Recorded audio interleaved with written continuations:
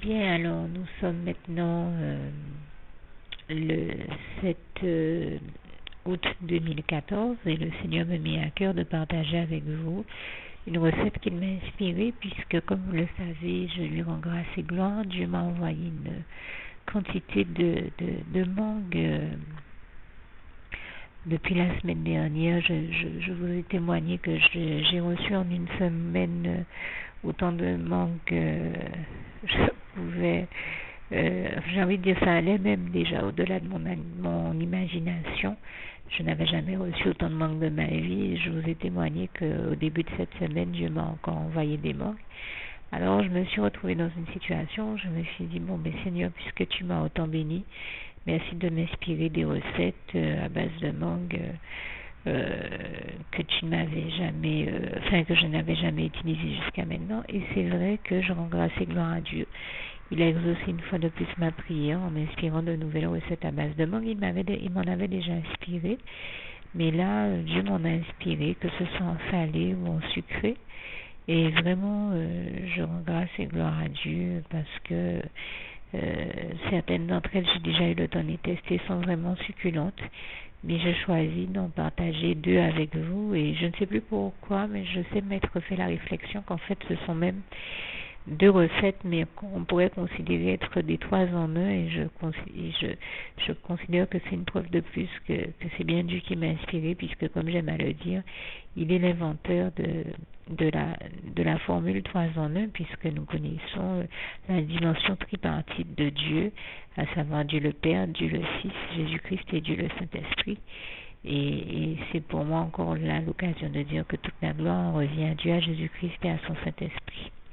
Alors j'aurais du mal à donner vraiment un vrai titre à cette recette parce que pour bien me faire comprendre avec le mélange que je vais vous décrire, dans le dosage que je vais vous décrire, si on met le mélange obtenu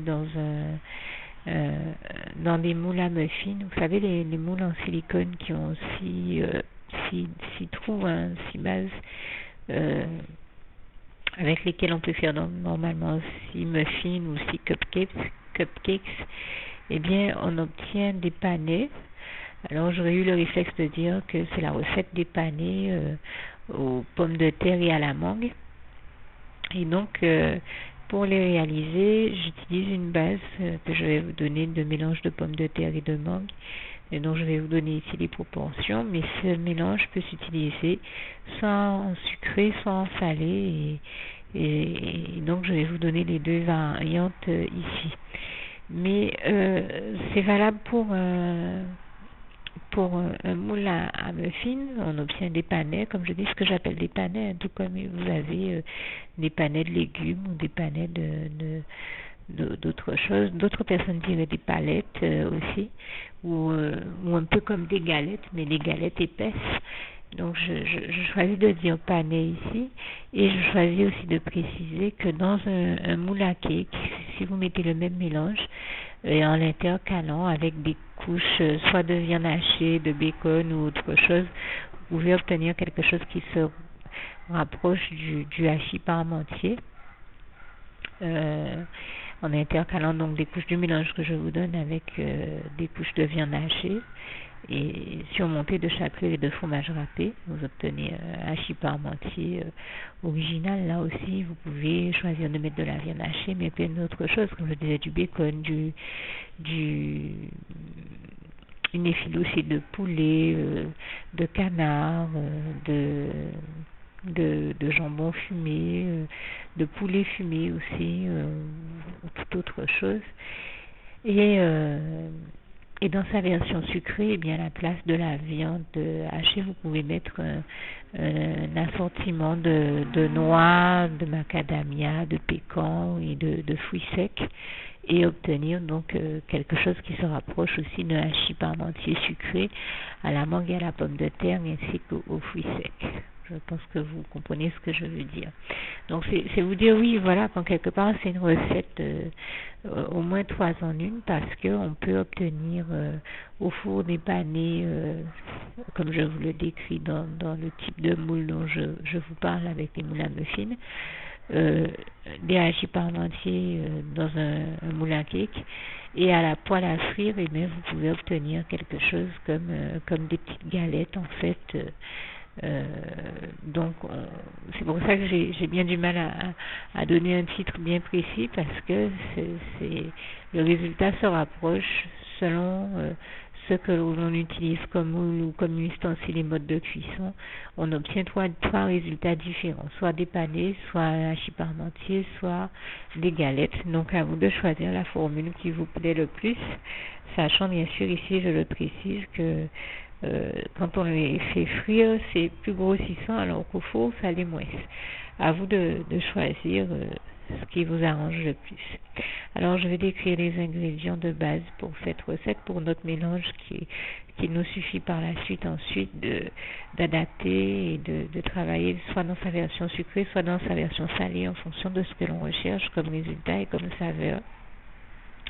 Alors en fait, j'ai pris une pomme de terre cuite que j'ai réduit à la fourchette, à partir de laquelle j'ai fait une écrasée de pommes de terre que j'ai réduite donc en purée, à laquelle j'ai rajouté 2 pommes de terre râpées, une carotte râpée. Vous pouvez mettre 1 à 2 carottes râpées. Si vous aimez vraiment les courgettes, vous pouvez en rajouter aussi environ 1/2 à 1 courgette, mais ne perdez pas de vue que la courgette rend beaucoup d'eau, et dans son cas, va peut-être falloir la faire revenir à la poêle avant de la rajouter dans la recette. C'est une parenthèse que je fais ici. Je précise que dans mon cas, je n'ai pas utilisé de courgettes, je n'ai utilisé que des pommes de terre et des carottes. Donc 2 pommes de terre râpées en plus de la pomme de terre cuite réduite en purée, 2 carottes râpées, 1 à 2 carottes, c'est en fonction de vos goûts. Si vous aimez moins la carotte, vous n'en mettez qu'une pour qu'elle soit moins présente dans la recette. C'est d'ailleurs ce que j'ai fait. Et vous pouvez utiliser soit une mangue verte râpée, soit donc à savoir les 2 joues de la mangue plus la chair qui entoure le noyau, ou vous pouvez la prendre mûre et à ce moment-là la découper joue par joue et faire des cubes, un quadrillage sur chaque joue, et l'enlever à l'aide enlever sa chair à l'aide de la cuillère, et là vous obtenez des cubes. Pour ceux qui n'ont pas l'habitude d'éplucher les mangues, c'est pour eux que je précise ça ici. Donc ces fameux cubes que vous pouvez rajouter donc dans le mélange de pommes de terre râpées et en purée, sans nécessairement les écraser. Vous les introduisez comme ça et vous enlevez toute la chair qu'il y a autour du noyau, et vous y rajoutez le jus également. Alors vous pouvez rajouter 4 à 8 cuillères de farine type 55. Là encore 4 à 8 cuillères à soupe de jus de mangue, alors à ce mélange là vous allez rajouter vous rajoutez aussi 2 cuillères de yaourt nature et des épices et aromates salés pour tout ce qui pour une recette salée, à savoir 1 cuillère à café de sel, et vous pouvez rajouter des herbes aromatiques telles que du persil, de l'estragon, enfin en fonction de vos goûts, de la ciboulette, en fonction de vos goûts. Mais si vous avez envie de saveur un peu orientale, vous pouvez rajouter juste 1 cuillère à café de curcuma. Moi je cuisine de cette manière là, juste sel et curcuma, éventuellement herbes aromatiques en plus, mais je m'arrête là. Mais pour ceux qui aiment vraiment des saveurs orientales, vous pouvez rajouter une pincée jusqu'à 1 cuillère à café de mélange de curcuma, cumin et cannelle. Là vous obtenez des saveurs orientales, et dans mon cas je n'ai utilisé qu'une pincée de chacune de ces 3 épices. par ailleurs, vous pouvez en rajouter d'autres, gingembre, cardamome, enfin selon ce que vous voulez, et en choisissant bien sûr de le faire avec parcimonie, de faire attention au mélange d'épices que vous faisiez, pendant que vous ferez et que vous faites, de manière à ce que vous n'obteniez pas quelque chose qui soit trop chargé en épices et donc qui soit désagréable en bouche. Alors ça c'était pour la version salée, en sachant que bien sûr vous pouvez aussi choisir d'y rajouter bien d'autres choses pour personnaliser votre mélange. Vous pouvez choisir de rajouter des oignons émincés, des lardons, du bacon, toute espèce d'autres éléments qui peuvent venir rajouter des saveurs intéressantes à votre mélange. Alors pour la version sucrée, après les ingrédients que je vous ai cités, après la farine, vous rajoutez là aussi, là vous pouvez rajouter un peu plus de cuillère à soupe de yaourt, à savoir dans la mesure où on rajoute aussi du sucre. Donc vous pouvez rajouter 4 à 8 cuillères à soupe de yaourt, soit nature, soit aux fruits, soit aromatisé nature, sucré. Ou même, comme je l'ai fait dans ma recette, du yaourt à 0% matière grasse, soit sucré, soit nature, soit aux fruits. Dans mon cas, j'ai utilisé une version pruneau. Vous rajoutez aussi 4 à 8 cuillères à soupe de sucre de canne et environ 2 à 4 cuillères à soupe de crème de rose. C'est une liqueur de rose en fait, mais vous pouvez utiliser de l'eau de rose, de l'eau de fleur d'oranger ou toute autre liqueur aussi. Je parlais de la liqueur de rose, mais vous pouvez choisir de mettre de la liqueur de pêche, de litchi, selon ce que vous aimez au niveau des saveurs. Et là, encore une fois, vous terminez en rajoutant les épices et aromates que vous souhaitez, cannelle, cardamome, muscade, de l'arôme, de l'amande amère, de l'extrait de vanille liquide, ce que vous pouvez souhaiter y rajouter comme saveur, ainsi que, bien sûr, comme je l'ai précisé tout à l'heure, vous pouvez aussi rajouter à votre mélange, puisque maintenant on est dans la version sucrée, un assortiment de fruits secs tels que des copeaux de coco, des raisins secs, des abricots secs, des pruneaux, des pêches, des abricots secs ou même des ananas qui sont plus frais mais qui découpés en cubes ou en petits morceaux peuvent être intéressants, et sans compter que vous pouvez les utiliser aussi dans leur version confite. Vous pouvez rajouter donc des fruits confits, des agrumes confits, des noix de pécan, de macadamia, des noisettes, des pistaches, tout ce que vous souhaitez. Et donc concasser tout ça et les rajouter à votre mélange, ou alors les rajouter en intercalaire entre les couches.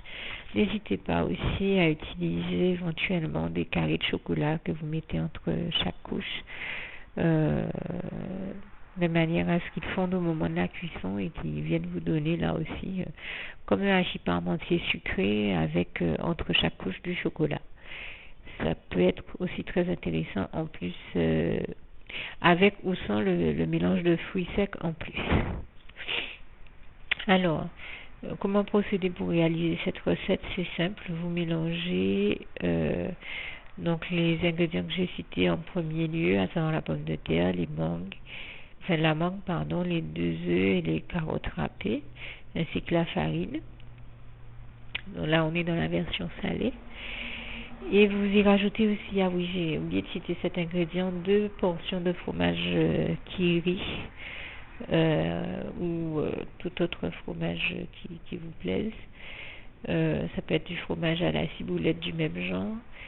Vous rajoutez aussi un peu de fromage à pâte dure râpé dans votre mélange, et vous utiliserez le reste pour le mettre au-dessus afin de gratiner votre plat. Vous pouvez donc rajouter des oignons, des lardons, ou du jambon, du bacon, tout ça, et des oignons émincés, voire même des champignons, éventuellement des olives, si ça fait partie des choses que vous aimez. Pour des saveurs un petit peu plus proches de la mer, vous pouvez utiliser des anchois, de la tapenade ou bien d'autres choses en fonction de vos goûts. Donc vous rajoutez tout cela, vous rajoutez les éléments que vous souhaitez à votre recette. Vous la versez dans votre moule à cake et vous la couvrez soit d'une chapelure composée de pain sec mixé, et soit d'une chapelure, soit d'un crumble salé, d'une chapelure et d'un peu de fromage avec un peu de beurre, ou alors mon astuce c'est de vous inviter à verser un peu de crème fraîche au-dessus. Ça aide le fromage de la chapelure à se mélanger tout en donnant un résultat plus moelleux. Soit vous pouvez aussi rajouter par-dessus un crumble salé. Personnellement, c'est vrai que le Seigneur m'a inspiré un très bon crumble salé qui est un mélange tout simple de farine, de son. Vous mettez 4 à 8 cuillères à soupe de farine de son, 4 à 8 cuillères à soupe de farine d'avoine, 25 g de beurre et les épices que vous souhaitez. Je sais que ça marche très bien avec du curry par exemple, et vous rajoutez peut-être 1 à 2 cuillères de lait de coco et un bouchon de punch de coco. C'est un crumble que le Seigneur m'a inspiré, c'est un crumble que j'appelle le crumble créole. Vous pouvez choisir de chapeauter donc votre mélange pomme de terre mangue de ce crumble et vous obtenez un résultat tout à fait original. Pour la version sucrée maintenant, pareil, vous mélangez, comme je disais, les pommes de terre, les œufs, la farine, les carottes râpées, la mangue soit râpée verte, soit en cube quand elle est jeune. Et alors les 4 à 8 cuillères de jus de mangue, 4 à 8 cuillères à soupe là aussi de jus de raisin. Pas de jus de raisin, de jus de goyave. C'est vrai que vous pouvez peut-être tester avec du jus de raisin, avec du jus de groseille également, du jus de passion, le zeste d'un citron vert et son jus également, du jus de cerise acérola, ce qu'on appelle chez nous en Guadeloupe les cerises pays. Et donc vous mélangez tout ça. Vous mettez une première couche au fond de votre moule à cake que vous chapeautez d'une couche de carré de chocolat et de fruits secs. Et vous remettez une couche de ce mélange pomme de terre mangue et une seconde couche de chocolat fruits secs, et vous terminez par une couche de pommes de terre mangue, comme je disais, et vous décorez le tout de copeaux de coco grossièrement haché. Comme vous pouvez le choisir de le mettre râpé aussi, ça vous fait un petit peu comme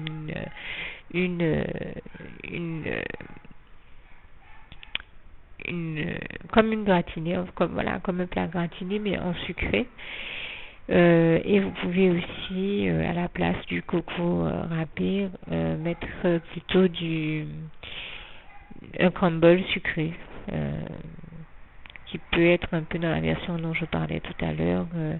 J'ai parlé de 4 à 8 cuillères de farine de son, plus 4 à 8 cuillères de farine d'avoine, cuillère à soupe bien sûr, 4 à 8 cuillères de sucre, 25 g de beurre, et là vous rajoutez les épices que vous souhaitez, cannelle, muscade, cardamome, tout ce que vous souhaitez. Vous malaxez bien sûr dans la version salée comme sucrée ce mélange de farine, et vous pouvez rajouter environ 2 cuillères à soupe de farine type 55 aussi à ce mélange si vous vous souhaitez être sûr d'obtenir quelque chose de bien compact, en tout cas qui se tient bien. Et donc vous malaxez ce mélange de farine, de sucre et de beurre jusqu'à obtenir une pâte qui est la texture de la pâte à crumble que vous émiettez donc au-dessus de votre plat déjà rempli du mélange préalablement cité. Dans mon cas, j'ai choisi pour la cuisson étant donné que j'ai un four électrique qui ne va pas sur 180 degrés mais que sur 150, donc j'ai choisi de laisser cuire ce plat pendant 1 heure à 150 degrés, mais vous pouvez aller beaucoup plus vite en le mettant à 180 degrés. À vous à ce moment-là, libre à vous à ce moment-là de surveiller la cuisson et d'éteindre le four une fois que ça devient doré, mais je ne pourrais pas précisément vous donner un temps puisque, comme je vous le disais, dans mon cas, mon four ne va pas à 180. Il va à 150 ou à 200, mais pas à 180. Et puis par ailleurs, je le précise, vous savez que quand nous cuisinons, les choses sont quand même fonction de l'équipement qu'on a et je comprends bien que le résultat ne peut pas être le même selon que l'on ait un four électrique ou un four à gaz. Donc à vous vraiment d'adapter la cuisson en fonction le temps de cuisson et la température en fonction de votre équipement.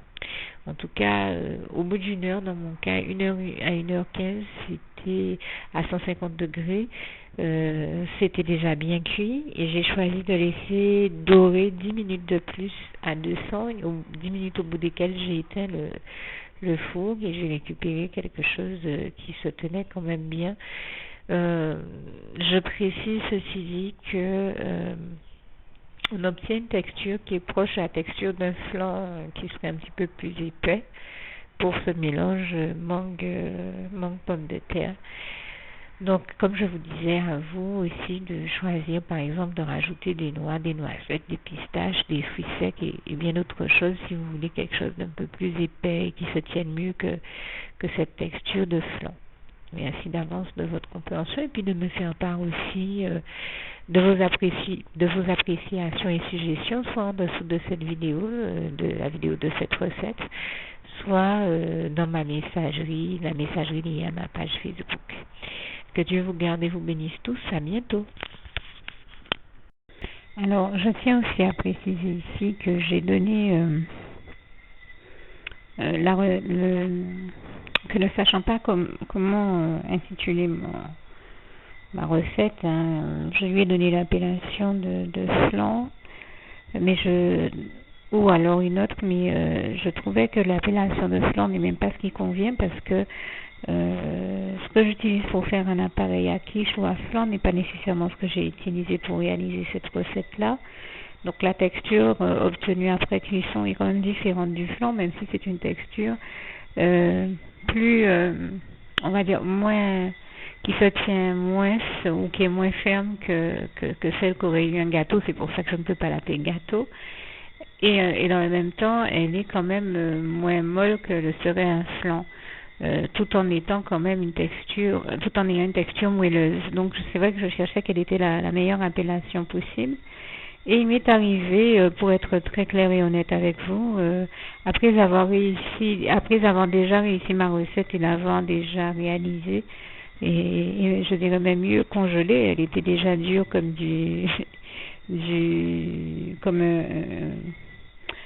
une barre de glace, donc elle était déjà réalisée, il y a simplement que je ne savais pas comment l'appeler.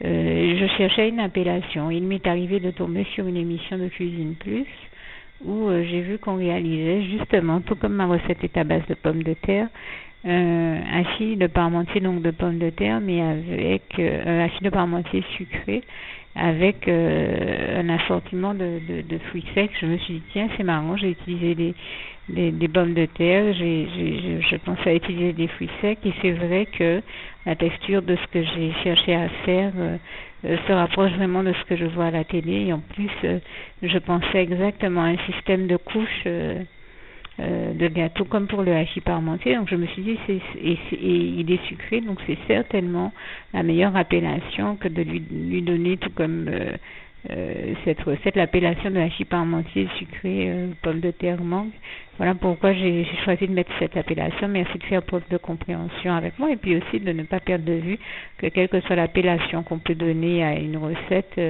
l'essentiel n'est pas dans son titre, mais dans sa réalisation réussie ou pas et dans les saveurs qu'elle dégage. Et je crois que les saveurs ici sont suffisamment intéressantes et originales pour que j'ai choisi de partager cette recette avec vous. Et toute la gloire revient à Dieu qui me l'a inspirée. Il y a simplement que je suis très très fatiguée, mais je sais qu'en temps normal, quand le Seigneur m'inspire une recette, il m'en inspire aussi le titre. Je suis très certainement trop fatiguée pour réussir à l'avoir captée et je suis sûre que Dieu me l'a donnée. Et toute la gloire lui en revient encore. Donc merci d'avance de votre compréhension. Juste une petite précision pour tous ceux qui ne sont pas encore, qui n'ont pas encore choisi la meilleure des options qui soit, qui est celle d'aller se placer, de faire le choix à soi-même, d'aller se placer dans les bras d'amour de Jésus-Christ. Pour se mettre à l'abri de ce monde cruel, eh bien, je partage avec vous la prière par le biais de laquelle on y accède. Et commence par vous rappeler également ce passage de Jean 14, verset 6, où il est écrit que Jésus-Christ est le chemin, la vérité et la vie. Nul ne vient au Père, Dieu, sans passer par le Fils Jésus-Christ, bien sûr. Je le dis à ma manière, vous regarderez comme il est actuellement écrit dans vos Bibles là encore. Et donc, n'hésitez pas à ouvrir vos cœurs à Dieu, à Jésus, à son Saint-Esprit, à être sincère avec lui et à lui adresser la prière qui suit, à lui dire tout simplement, Éternel mon Dieu, Seigneur Jésus-Christ, moi, un tel, vous dites votre nom et votre prénom, je t'accepte aujourd'hui comme mon sauveur personnel, le seul maître et roi de ma vie. Je remets toute ma vie entre tes mains puisqu'elle t'appartient, Éternel mon Dieu, puisque tu l'as créée, cette vie. Donc tu en es donc le seul maître et propriétaire comme de tout ce qui existe dans tout l'univers. Je remets donc toute ma vie entre tes mains, je te la donne. Merci, Éternel mon Dieu, aussi de permettre que cette vie que tu m'as donnée continue à être à ta gloire et que je continue à te servir, à t'appartenir pour l'éternité, d'éternité en éternité. Merci aussi, Seigneur, de faire que je continue donc à te servir et à t'appartenir pour l'éternité, d'éternité en éternité. Et aussi, Seigneur, de m'accorder la grâce de ton pardon et de ta miséricorde pour tous les péchés que j'ai commis tout au long de ma vie, jusqu'à la date d'aujourd'hui incluse. Et c'est au nom puissant du Seigneur Jésus-Christ que j'ai fait cette prière. Et à vous tous qui avez fait cette prière, je vous dis que Dieu vous bénisse abondamment, puissamment, richement. Et surtout, n'hésitez pas à la partager avec tous vos proches et contacts, amis, membres de vos familles, collègues, bien-aimés, tous ceux que vous aimez, et surtout tous ceux à qui Dieu vous mettra à cœur, avec qui Dieu vous mettra à cœur de la partager. Et comme j'aime à le dire, si vous n'avez pas encore pris le temps de faire cette prière, comprenez bien que voilà, ça ne vous coûte rien de la faire, c'est gratuit, c'est indolore, et que voilà, vous n'êtes pas obligé de me croire, mais moi il m'est arrivé tout comme vous de devoir faire cette prière un jour dans ma vie et quand on m'a proposé de la faire, je me suis dit, et si c'était vrai, et si c'était vraiment Dieu qui, par ce biais-là, m'appelait à lui et me demandait de lui donner ma vie, de l'accepter, c'était Jésus qui était en train de vraiment me tendre la main et qui était en train de me demander de l'accepter comme mon sauveur personnel, je ne pourrais pas passer à côté de l'occasion de lui dire oui, parce qu'il faut aussi que je reste ouvert ou ouverte à ce que Dieu peut avoir à me dire. Il faut que je garde mon cœur et mon intellect ouvert à ce que Dieu peut avoir à me dire. Donc je me suis dit, je ne peux pas courir le risque de passer à côté de mon éternité, de passer à côté des meilleures choses de la vie, surtout si le maître et créateur de la vie m'appelle et cherche à me sauver. Pour être sauvé, il faut bien que je lui dise oui, que je souhaite qu'il me sauve. Oui, Seigneur Jésus-Christ, je t'accepte comme mon sauveur personnel. Et c'est le sens de cette prière. Et comme je dis, elle ne nous coûte rien à faire. Et puis surtout, moi je vous dis, du jour où je l'ai faite, j'ai vu Jésus changer ma vie en mieux sur tous les plans. Et donc je crois que ça ne vous coûtera rien, ça ne vous coûte rien vous non plus de la faire et puis d'expérimenter, de regarder comment les choses vont se dérouler dans votre vie, de regarder Jésus changer votre vie en mieux, à vous aussi. Et d'en faire l'expérience. Et pour en faire l'expérience, il faut commencer par faire cette prière. Donc si vous ne l'avez pas encore dite, réembobinez tout simplement cette vidéo ou ce document si vous préférez. réécoutez-le et dites avec moi la prière que vous m'avez entendu mentionner. Et n'oubliez surtout jamais que tout est possible à celui qui croit en Dieu, en Jésus-Christ et en son Saint-Esprit, comme il est écrit en Marc 9, verset 23, et que tout est possible à Dieu, comme il est écrit en Marc 10, verset 27. Que Dieu vous bénisse donc et à bientôt.